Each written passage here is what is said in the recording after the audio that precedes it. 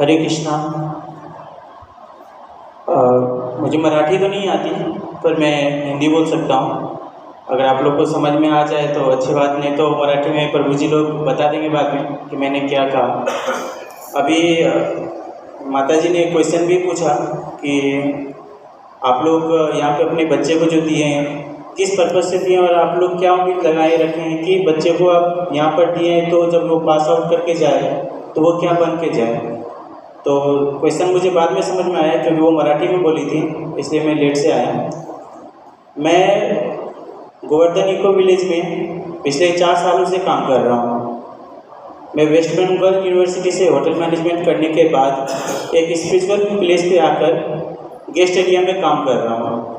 बाकी जगह अच्छी सैलरी होने के बावजूद भी मैं यहाँ पे काम कर रहा हूँ क्योंकि मुझे यहाँ पे कर्म और धर्म दोनों एक साथ मिल रहा है, यानी सैलरी भी मिल रहा है और स्पिरिचुअल ज्ञान भी मिल रहा है, जो कि बाकी जगह पे मिलना पॉसिबल नहीं हो पाता है। तो मेरा भी एक स्टूडेंट है जो कि बिहार से यहाँ पर आया है। आप समझ सकते हैं कि कितनी दूरी है, बीच में पूरे देश में और भी कॉलेजेस हैं पर वहाँ पर स्टूडेंट नहीं दिया गया, क्योंकि हमें आजकल के बच्चों को ज्ञान के साथ साथ धर्म क्या होती है उसकी जानकारी होनी बहुत ज़रूरी है। बाकी कॉलेजों में 5 लाख, 6 लाख, 8 लाख, 10 लाख फीस देने के बाद बच्चे हमारे इंजीनियर बन के निकलते हैं, डॉक्टर बन के निकलते हैं, बाकी और भी चीज़ बन के निकलते हैं, पर उनके साथ उनका जो संस्कार है वो नहीं आता। आप जब अपने बच्चे को 10th क्लास पास करने के बाद अपने घर से बाहर कॉलेज हायर एजुकेशन के लिए भेजते हैं, तब तक आपके बच्चे कोई भी धूम्रपान नहीं कर रहे होते हैं, कुछ भी नशा नहीं करते हैं, कुछ भी गलत व्यवहार नहीं होता, क्योंकि तब तक वो आपके साथ होते हैं और अच्छे संस्कार के साथ रहते हैं।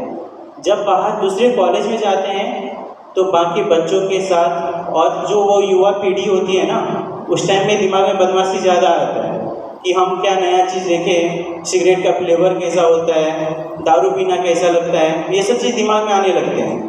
तो मेन वो एज होता है जहाँ पर लड़के बिगड़ भी सकते हैं और सुधर भी सकते हैं। तो इस एज में हम लोग बच्चे को बाहर पढ़ने के लिए भेजते हैं दूसरे कॉलेज में, और उस टाइम पे दूसरे कॉलेज में जाने के बाद बच्चे गलत संगत में चले जाते हैं, धूम्रपान करना शुरू कर देते हैं, दारू पीना शुरू कर देते हैं, बाहर घूमना शुरू कर देते हैं। फर्स्ट ईयर में जाते जाते सिगरेट पीते हैं और लास्ट ईयर में वो ड्रग्स लेना शुरू कर देते हैं, ऐसा भी हो जाता है। लेकिन अगर हम अब बच्चे को यहाँ पर पढ़ाते हैं तो हमें बच्चे का जो संस्कार है वो बना रहता है, और जब वो पास आउट होकर के निकलेगा तो आने वाली पीढ़ी को भी बताएगा कि भक्ति क्या होता है, स्पिरिचुअलिटी क्या होती है, और किस तरह से पढ़ना चाहिए, आगे पीढ़ी किस तरह से पढ़ना चाहिए।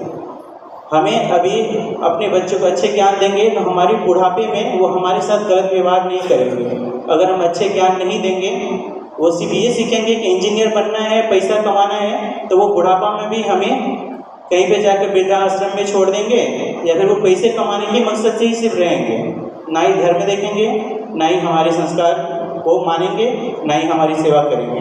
तो हमें मेन मकसद ये होनी चाहिए कि बच्चे पढ़ें, कमाने योग्य बने, लेकिन संस्कार भी सीखें और धर्म से ही जुड़े रहें। जब तक धर्म से जुड़े रहेंगे हमें कभी भी गलत रास्ते में जाने के लिए जरूरत नहीं पड़ेगी, वो हमें सही मार्ग दिखाते हैं।